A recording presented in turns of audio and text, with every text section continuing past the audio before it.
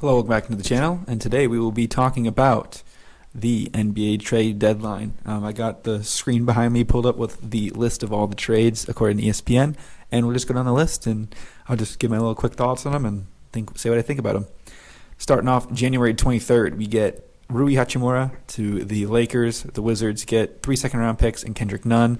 Kendrick Nunn, obviously, checkered past, went from Illinois, had some off the court issues, and ended up at Oakland in Michigan, the Grizzlies, Golden Grizzlies. Good, fun program that always plays either Michigan or Michigan State. Got hurt, I believe, around the bubble, and then just kind of fell off since then. Rui Hachimura, good player for the Lakers now, good forward, give him another wing option. He wasn't going to get picked up, has extended his rookie option in Washington, and the Lakers decided that, hey, well, we can take a little risk on him. We'll sign him to a mid-ish year deal. I think it was like $9 million a year for 3 years. So, it's being 27 in total. But yeah, moving on to the next trade, Mavericks get Kyrie Irving and Markieff Morris. The Nets get Dinwiddie, Dorian Finney-Smith, a first-round pick, and 2 second-round picks. So kind of linking this forward real quick, Finney-Smith was offered 2 more first-round picks for him, but they declined. So I'll talk about the Nets a little bit going forward because I think that they're up to something. They get back Dinwiddie, who used to be on the team, of course. Finney-Smith, one of the best 3-and-D wings, a first-round pick a long way away. I believe it's unprotected. An unprotected pick 10 years out, not 10 years out, 6 years out. That's pretty good because, who knows? Because you can look at a team like the Nets that have given away all of their personal picks to the Rockets, and, they're going to be a lot worse than people thought they were going to be. As for the Mavericks, getting Kyrie Irving is awesome. Maybe a new clear his head a bit with a new place in Dallas. He played his first 2 or 3 games. He's been absolutely unbelievable. But it's never been about on the court, right? It's always the off the court with Kyrie. Can you get him to, relax on social media? Can you get him to just perform and play? I think if you hire a guy, maybe one of his friends or something that's got a bit more together, if you will, maybe you can get him just to hang out, pay him a nice salary from the Mavericks, have him be some fake title, and just be Kyrie Irving's hey, maybe we shouldn't tweet that guy, or have him always be doing things he's not on his phone. Because if you see him getting on his phone or scheming or in front of the media, something unfortunately probably is going to be pretty bad. But when he's on the court, I believe he's legitimately a top 10 player. I get a lot of hate for that. He's the number one layup guy of all time, the number one fun to watch street ball type guy. When he's did that one move, I believe when he was on the Nets against the Timberwolves, I believe it was in overtime, where he fell over and rolled and kept the dribble and almost won the game. That was unbelievable. So things like that are why they made the trade for him. I think it's going to work out. It gives Luka an option to be hey, can Luka play with another ball dominant guard? It's a good little. Realistically speaking, you're giving up a wing. You kind of can replace Ish. And Dorian Finney-Smith obviously is harder, but there's a lot of 3-and-D wings out there. And then Dinwiddie, another ball dominant guard. He's just Kyrie Irving, light, I guess you could say. A bit more of an isolation one-on-one guy. One of the best one-on-one guys, as he says in that viral clip about the All-Star game. But I really do like the Mavericks here in that trade. I think that they can make some noise in the West, and having 2 guys that can just go full takeover mode is kind of how you beat a team like the Suns that seem to be some sort of juggernaut forming. Obviously, we haven't seen Kevin Durant even play with them yet, but we're assuming that it's going to work well. Looking at the Heat, they get cash considerations for getting rid of Dwayne Dedmon and a second-round pick, who I'll talk about later in the buyout section. Kind of nothing going on there. And then another dump from the Nets in their bit of their fire sale. They get rid of Kessler Edwards, the forward from Pepperdine, going back out west to the Sacramento Kings for cash considerations. So just kind of getting underneath the tax. And then we had one of the first big bombs. We had a 3-team deal, the Westbrook trade. Russell Westbrook goes to the Jazz. Juan Toscano-Anderson, Damian Jones, and 2027 first-round pick go to the Jazz. The Timberwolves get Mike Conley and Nickeil Alexander-Walker and 3 second-round picks from 2024 to 2026, those 3 years. And then the Lakers upgrade at the guard position. They've been lacking, I guess, shooting from there. They get Malik Beasley and D'Angelo Russell, 2 good three-point shooters. And then they get Jared Vanderbilt. He can kind of play a small ball center if AD gets hurt or goes to the bench. In addition to that, he can play forward. And he's one of those Kentucky lost guys that you kind of forget went to Kentucky, but we're athletic freaks the whole time. So he's a good pick. And I really do like the 3 guys the Lakers get. The Jazz continue to add picks. They get another pick. giving up not as much as they want. Not like the best guys for a rebuild. They have some more win now guys, especially with getting rid of Mike Conley and Nikhil Alexander-Walker.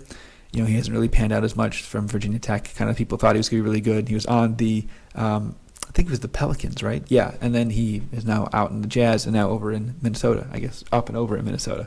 And then they get some second-round picks too as well, Minnesota. They're kind of a bit of a failed experiment at the moment. We don't really know what's going on with the double center thing. I could see one of them moving, maybe Cat to the Nets, something like that. But we'll see what happens in terms of that. Moving on to the next trade, we have a trade of a bunch of Villanova guys, but more people know it as the Cam Reddish trade. Josh Hart goes to the Knicks, reunites with Jalen Brunson, one of the best teams, but unfortunately for Villanova fans like myself, Ryan Arcidiacono goes the other way. So it's not a full Villanova reunion, it's only a half. The Blazers, in addition to Arcidiacono, get Safita Mikhailiuk, and they get Cam Reddish, and a first-round pick from the Knicks. So it's lottery protected this year. With them likely making the playoffs, that means you're going to get it this year. It'll be, I believe, 18 to 22, because one would think the Knicks aren't going to win a playoff series. I kind of sneaky like them plus 10,000 to win the East, but that's just me. Little value. Not going to win it, but you can hedge out and get some value. But yeah, it's another hard-working, hard-nosed three guy for Tibbs to play 40 minutes a game. He likes those hard-working, hard-nosed guys, so it's really good to see Josh Hart out there with a bunch of hard workers in the Knicks. So they'll be a good team down the stretch. Again, the playoffs, will they kind of tire out, or will everyone else give equal max effort? Because not necessarily everyone gives max effort at all times unless you're on a Tibbs team or kind of a outlier in today's NBA, but that's just kind of what it is. Moving on to the next trade, a quick one here. Jakob Poeltl goes back to the Raptors for Kem Birch, a first-round pick in 2 seconds. Spurs continue to build that war chest of picks that a lot of rebuilding teams have. I'm going to make hopefully a future video on that soon, kind of talking about the state of the arsenals in the tank battle. But yeah, the Raptors upgrade at center, kind of a mild move here. I've said that their championship may have been most forgotten of all time by the collective country. Obviously, with them being out of the country, you know what I mean. But within the collective NBA circles, like a lot of videos you see people say, hey, name the last 10 championships, and they always forget the Raptors. But they still got some pieces. I don't know if they're going to go all in or if they're going to kind of slowly chop and slice and dice them out and try to get some bigger prospect in there, some younger stud, but who knows. Moving on to the nuke of all nukes, because that happened right before this one.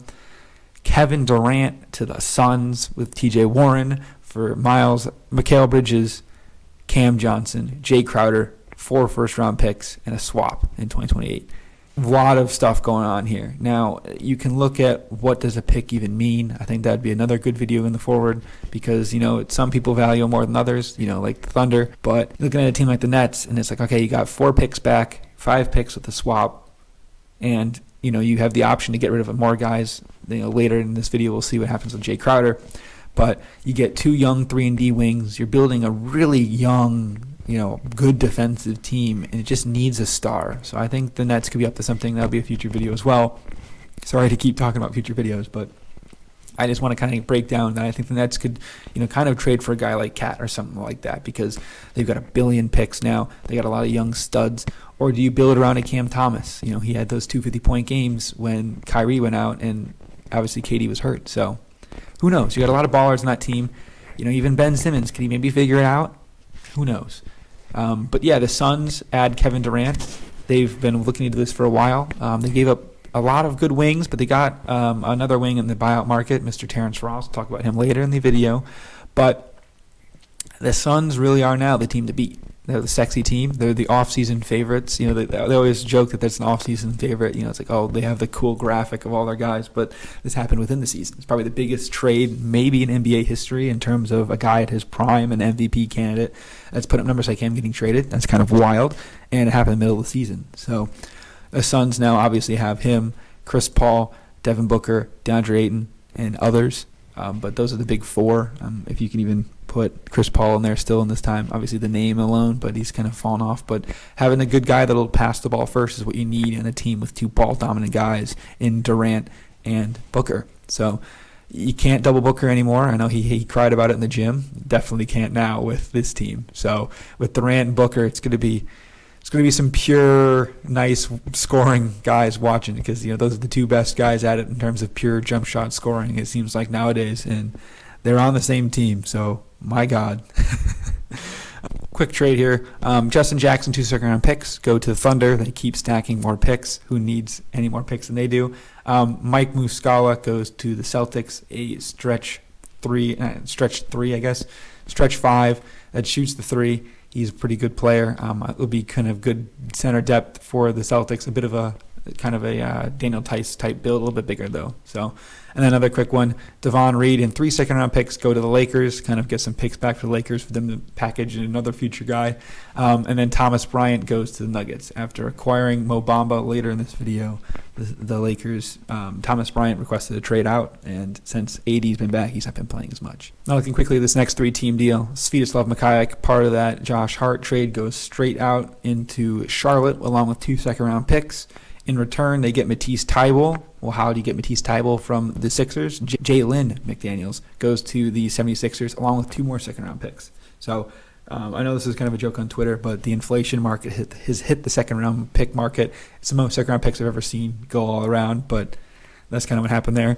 And speaking of second-round picks, we have another 3-team deal. The Nets get 2 second-round picks, and for giving Jay Crowder to the Bucks. In addition to that, the Bucks offload Jordan Nwora, Serge Ibaka, and George Hill, along with 3 more second-round picks. So initially the trade was Jay Crowder for 5 second-round picks. Everyone's like, what? That's crazy. But as you can see from here, it kind of gets spread out a bit, so the Bucks can get some more roster space and get under the cap. In addition to adding a very good 3-and-D wing in Jay Crowder, one of the best. He seems to be in every finals on a different team every year, kind of like Danny Green was for a bit.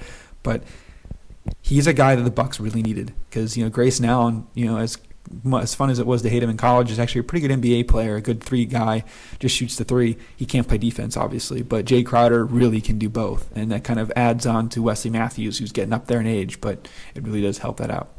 Going on to the next trade here, Bones Highland goes from the Nuggets to the Clippers for 2 second-round picks. Seems like everyone's going for 2 second-round picks. I think that there should be a bit of a difference in some of these players, because I think Bones is a real good player, and getting for 2 second-round picks is an absolute steal by the Clippers, who seem to have one of the best front offices in terms of just finding guides for these picks, because they just have a bunch of dudes, Terrence Mann, Amir Coffey, these other guys. It's just like, where did they come from? How did it happen? And they're all just really good. So Bones Highland, I think, would just add to that depth of the Clippers that seem to be able to play, 13 deep in the NBA, which is unheard of. But obviously they wouldn't, but, it's crazy. Getting towards the end of these bigger trades, and now into the more business side of things, Garrison Matthews and Bruno Fernando go to the Hawks. The Rockets, in return, get Justin Holiday, Frank Kaminsky, and 2 second-round picks. I don't really know what you want me to say about this one. Just, things happened. As for the next trade, this was the biggest and most dramatic trade of the weekend. Sadiq Bey, James Wiseman, Kevin Knox, and 5 second-round picks is the term. Sadiq Bey goes to the Hawks, Pistons get Wiseman, the Warriors get Knox and 5 picks. Now they expanded in Gary Payton into this deal, adding in the Blazers, and I believe Knox went to the Blazers. And it turned out Gary Payton was hurt, and the whole deal was done on the Jeopardy. It took like an extra week to ratify. Pistons fans, including myself, especially being in Villanova, a rare Villanova and Pistons fan, big fan of Sadiq Bey. Unfortunately, it hasn't really worked out as well here. There was a time where it was like, okay, he's gone. They wrote all these articles about how he's gone, how he's bad, and then he comes back, and everyone's like, whoa, he's back. And it's like, no, he's gone again. So the deal went through. James Wiseman goes to the Pistons. Another athletic big, can't shoot, but he's a young guy. I mean, he went 2nd overall for a reason. Troy Weaver really liked him back in the day when we were talking about maybe getting him in that draft. And in terms of Sadiq Bey, good 3-and-D wing for the Hawks, just kind of a scorer off the bench, another guy. If you're just giving up 5 second-round picks and a few of them for Sadiq Bey, second-round picks, what are they really worth? It kind of is, it's all in the eye of the beholder. But yeah, that's that. And then the Warriors get Gary Payton in a few months, maybe, if he gets healthy, and then Kevin Knox goes to the Blazers. Nothing really to add there. In terms of the Lakers, they added Mo Bamba, center from the Magic, obviously more known for the song about him by Sheck West. And the Magic get Patrick Beverley, who's soon waived. We'll talk about him in a minute. And then the next trade we get, I guess speaking of that trade, you get some center depth for the Lakers. Good guy off the bench. Get rid of a guy in Patrick Beverley I thought they would want to keep, but who knows? I thought he really fit the Lakers, I thought, pretty well, but what are you going to do? As for the final big trade here, 3 teams. Luke Kennard goes to the Grizzlies. Eric Gordon and his veteran presence go to the Clippers. They also get 3 second-round picks for giving up a younger guy in Luke Kennard. Grizzlies get a younger guy to kind of fit with their timeline. Clippers get a guy to fit with their timeline. And Danny Green goes to the Rockets, who is shortly bought out after. So really it's kind of Eric Gordon for Luke Kennard. I guess I would say Luke Kennard's ceiling is Eric Gordon if he can hang around for that long, keep going. Eric Gordon's been in the league for a long time, making a lot of money, doing some 3-and-D things and, playing second or third fiddle to James Harden for a while in Houston. And he finally gets out and gets to go back and contend in the playoffs again, which is where he rightfully belongs as a good player of his caliber. The last big trade, Josh Richardson to the Pelicans. Real good get for the Pelicans. Good another 3-and-D wing. Seems like it's the most common thing said along these trade deadlines is 3-and-D wing, 3-and-D wing, 3-and-D wing. And the Spurs get Devontae Graham and 4 second-round picks. So he's the first guy I think that's kind of worth all those picks. But all in all, $1 billion picks were traded, but let's get into the buyout market. So now that we've talked about the deals themselves, what about the fallout? What about things afterwards? That would always be the buyout market. One of the most interesting things I think that happens in basketball is the ability for players that get traded to a team that's not competing, especially if they're a veteran, they can get the ability to be bought out. So their contract will be voided or whatever. They'll pay them the rest of their money. They'll be out of it, and they can sign wherever they want. So far on the buyout market, we have Patrick Beverley has bought out. He's gone now to Chicago from Orlando. Danny Green from Houston to Cleveland. Reggie Jackson from Charlotte to Denver. Terrence Ross was the first one from Orlando to Phoenix. Russell Westbrook, the biggest one, from Utah to the Clippers. Dwayne Dedmon from San Antonio to the 76ers. And finally, Kevin Love from Cleveland to Miami, finally getting out of there, going to one. What's weird with him is he's gone from a playoff team to another playoff team. The rest of these are all, Orlando, Houston, Charlotte, Orlando, Utah, San Antonio, right? All kind of bottom of the gutter teams this year. Orlando not so much, but they're trying to look forward. Now, the other people on the market potentially, according to the NBA.com article I was looking at, were Dario Saric, John Wall, Derrick Rose, DeAndre Jordan, George Hill, Serge Ibaka, Will Barton. So these are all more veteran guys that would make an impact on a different team. So looking at the guys that are there, Patrick Beverley to Chicago, he's talked a lot of smack. He circled the games the end of March where the Lakers play a home-and-home with the Bulls. He's very excited to beat them there. So I would either say take his overs if you're confident in him, or take his over in fouls or technical fouls if you can even do that when they play them. As for Danny Green, great 3-and-D wing, really getting up there in age though, so we'll see what ability he has to impact the Cavs. Reggie Jackson, Big Government, as his nickname is nowadays, he is now at Denver. They traded away Bones Highland to the Clippers. They now have a point guard void, and they bring in Reggie Jackson, who's very good for the Clippers. So it's funny that he kind of went from, it was almost like, hey, why don't you just trade each other, trade them for each other. It'd be a bit easier, but, have to add in Charlotte for them to get a little bit more, I guess, a pick or something. And then adding in Kevin Love, he gets bought out and he goes to Miami. Now, he's a bit of a 3-and-D big, not very deep in terms of bigs. I know they had Dwayne Dedmon last year. Now he's over at San Antonio. I believe he got traded there, but they needed a big, and this one can shoot. Kevin Love, so that's a really good thing. Looking at Terrence Ross, a great swingman, 3-and-D guy as well.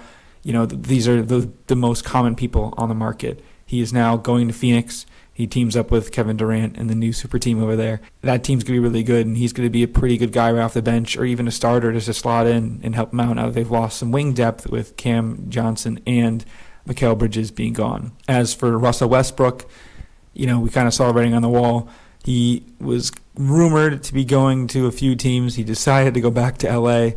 I don't even think he left L.A. probably to get traded to Utah and then get bought out. He just kind of stayed there, and now he's moving across town, same arena, same house, same everything, so it's a bit easy for him. But, man, I'll tell you, that drama's going to be great. When the first time he starts talking smack to LeBron or AD or someone he really didn't like on the team, it's going to be good. Unfortunately, we won't see him versus Pat Beverley in the Staples Center, or I guess the Crypto.com arena, but we can always dream. And then Dwayne Dedmon, a good backup big for Embiid. So that's the rest of the market. As for other guys, I don't really know if any of these guys really impact. Serge Ibaka probably. Will Barton's a really good player still. Dario Saric, good 3 and D wing, more 3 than D. And then DeAndre Jordan's old. John Wall kind of old. Derrick Rose could still probably give you a few. And George Hill just always finds himself in the finals. So maybe he'll sign with like the Celtics or something. But, we could see some of these moves move forward. Some of these guys get picked up. But yeah, I always think it is very important to talk about these moves in the buyout market, especially after the trade deadline, because some of these moves, are almost as good as trades. Like the Clippers getting Russell Westbrook for free, or, the Heat didn't do anything at the deadline. I was like, what are you doing? Well, they got Kevin Love. That's a good pickup. So that's kind of all I got for the end of this video here. This is recorded as of Wednesday when I'm posting it, likely, or I think I might post it Thursday. So if anything happens to the buyout market since then, I might add in a little segment, but who knows. So thank you for watching this rather longer video of the trade deadline recap. But thank you for the support as always. Like and subscribe. I'll see you later. Peace.